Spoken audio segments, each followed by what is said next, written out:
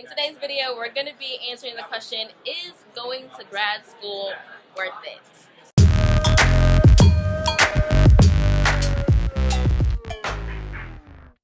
Hey Wealth Builders, it's Akiva. And Meshach. And today we are joined by Shana Green of The Wealth Vibe. Hi everyone. And we are here at FinCon once again, making some content for you guys, doing a little bit of collabs with other YouTubers.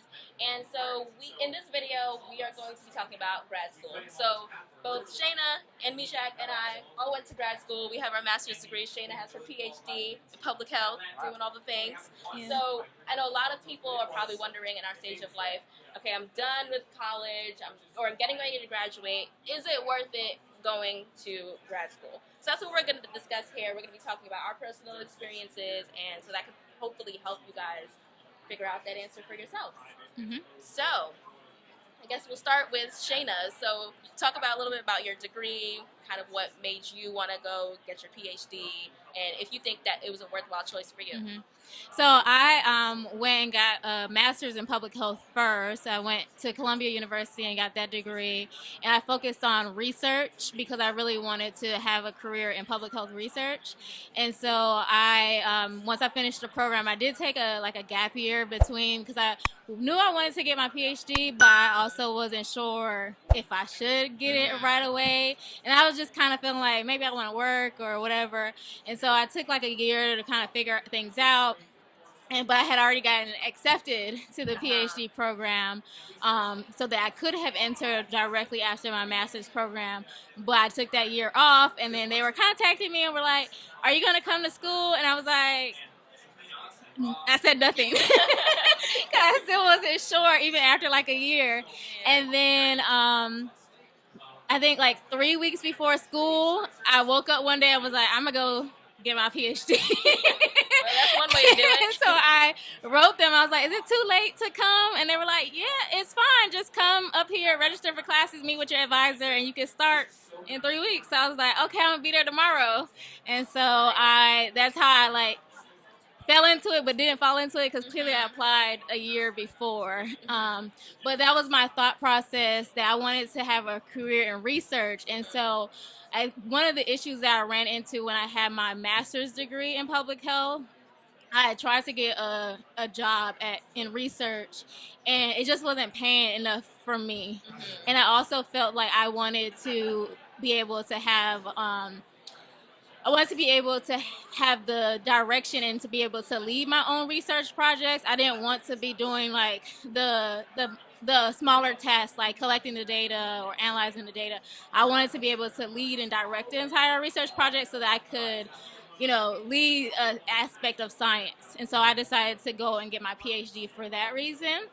And so the question is it worth it? And I think for me, because I knew I wanted to do research, the only way that you're going to get into research, to lead a research project, is to have a PhD. You're not going to you can get into research at the bachelor's or even the master's level, but you're not going to have any say in what research questions are being answered, and you're not going to have your own research portfolio to say like you are impacting a certain area of public health. And that's what I wanted, so it was valuable in that sense. Okay, so it was worth it from a career opportunity perspective and income perspective. But let's talk a little bit about the debt perspective. So how did you finance your education? Did you have to take out any student loans to do your PhD? Like, how did you offset that all out? So I didn't have to do anything because I had a Bill and Melinda Gates scholarship. And so the Bill and Melinda Gates scholarship was funding that would pay for my bachelor's degree all the way until my PhD if I went to one of 6 areas, being public health being one of them. I think it's And important for people to know. Yeah. And so so I went into one of the qualifying areas for education that was fundable within the Gates scholarship. But I did take out student loans. And the reason for that is because like my junior year of college, so actually to be more accurate, the Bill and Melinda Gates Scholarship will pay up to 10 years of education, 5 for undergrad, 2 for master's program, and then 4 for up to 5 for undergrad, 2 for master's, and then 4 for PhD. So you have to do 10, but you have to figure out the right combination, because if you do 5 in undergrad, you can lessen your years. Yeah. And so I did 4 undergrad, 2 masters, and so I had 4 years for the PhD. But when I was in my junior year of college, they changed the program, and before it would be complete funding, 100% through the 10 years. And so I did get my undergrad 100% funding, because they still do 100% funding for that. But when it comes to graduate education, they have a cap based off of public or private. And so I hadn't taken out student loans yet, and then I decided to go to Columbia, which is Ivy League, is really expensive in New York City. And so the cap, I think, was like 35,000 maybe, that for private schools under GATE at that time. And so I had to take out student loans, or I didn't have to. Keep trying to say that. I didn't have to take out student loans. I took out student loans to cover my living expenses. And so I think that all of my tuition and fees were covered with the Gates. I would have had to just figure out living. But in my mind, I hadn't taken out student loans yet. And so I was just like, whatever, I'll take out $17,000 to cover, from my living expenses. And then I did that again when I went to my PhD program, but I didn't do it. I only did it twice, and I took out $3,000, $3,000 to $5,000 each time that I took it out in my PhD program. But the PhD program was within the cap for Gates because it was a public school. I also taught while I was in the PhD program, so that came with a tuition waiver. So in times where Gates might not have covered it, like my last year, because I did 5 years for my PhD program, I was already at the cap for the amount by the 5 years. I had a scholarship, and I also had the tuition waiver that would cover my 5th year. So I actually didn't even take out a loan my last year, but I took out loans, I think, the first summer and then the second summer, because I didn't realize the funding and how that would work out for the summers or whatever. So do you regret that decision, taking out those student loans related to? Yes, I don't regret completely taking out student loans for like the reasons that I took out student loans in the PhD program. I think that was fine, and it was a manageable amount, and it was really to pay for education and not really to pay for living expenses. Whereas in the master's program, I took it out just for living expenses, and I wish I would have thought a little bit more. And I think my what do they call it? The financial guidance counselors or whatever in the master's program, she kind of was saying to me like, oh, do you want to get work study? And I did work study, but I feel like she tried to say a little something about like, do you want to take out this? But she didn't say enough, Yeah, she didn't counsel you enough. Yeah, and so I felt like I already had this mindset like, oh, it's just a little bit of money. I haven't taken out any. I don't have any debt. Whatever. Everybody has student loans. I'll take out student loans. And I think if someone would have stepped in a little bit and provided more information, I probably might have made a little bit of a better decision. Maybe decide to live off the money that I was working instead. And so I think just that part, in terms of taking out student loans for all of my living expenses, wasn't wise. So.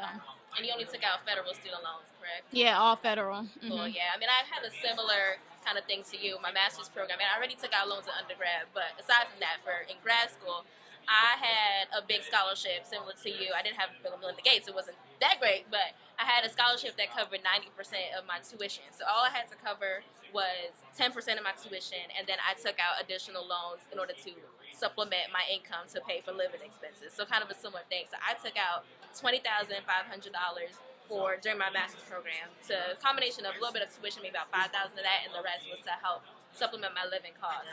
And I personally don't regret that decision at all. For me, getting my master's, I have my master's in financial planning. That is really what allowed me to have the job that I have right now, is by going through that program and moving out to that area. We moved out to the greater Boston area, which is a very high cost of living area, so that's why I used that money to help pay my rent, because the money I was making at work while I was going to school just wasn't enough to cover the rent that I had to pay out there.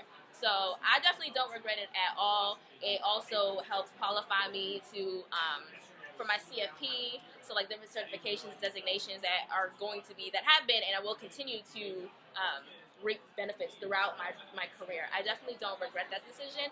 I think that, my student loan payments, even though they suck, it's like they're not killing me. Like, they're manageable, and it's something that I can see myself paying off in the next few years, where it's not going to be haunting me for the rest of my life. So for me, I think it was kind of like a short-term pain for a long-term gain kind of decision for me personally. So I think that in my case, that definitely served me well. Going to grad school and the money that I had to shell out to get that graduate degree, I think was definitely worth it for me personally. I think for me, it really depends on, honestly, the day, how I feel. True. Tell It the was a truth, lot of shame the money. devil. Yeah, it was a lot of money. I didn't have any type of scholarships or anything like that in undergrad, and that was partially not my fault. I didn't really look into anything. Like I've mentioned in some of our videos before, I kind of switched tracks kind of at the last minute. I was going to law school, and then I switched it up and went and did my master's. So I didn't really have any type of anything for the master's program. I found out afterwards that there were programs that would have paid for everything. Do I regret being $80,000 in debt after I added my master's program on there? No.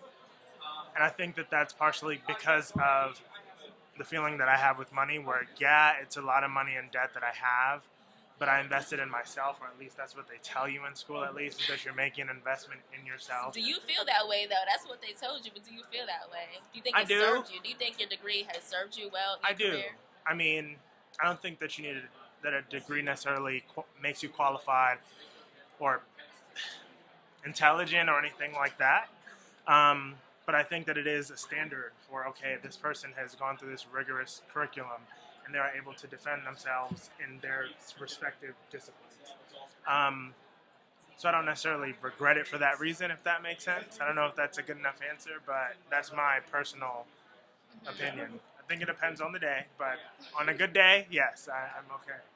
Yeah, I think that student loans or education, I'll say that education is an investment in yourself.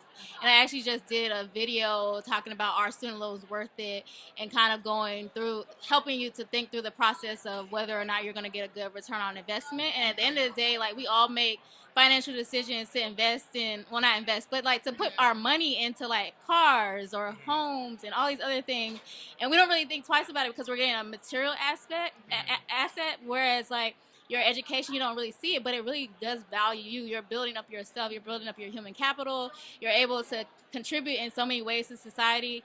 And so if the income that you're going to make outweighs the amount of money that you're paying in debt for your student loan, I don't think that that's a negative ROI. Yeah. You just have to think through all the different factors that really contributes to it. So yeah, there's definitely a lot of factors to it. I would say one thing that I've realized is that in certain cultures, education is seen, like what you said, like it's the way to make more money. When there's some people, especially in this entrepreneurial age, where people who don't even go to college can make way more money than anyone with the most advanced degree in the world does.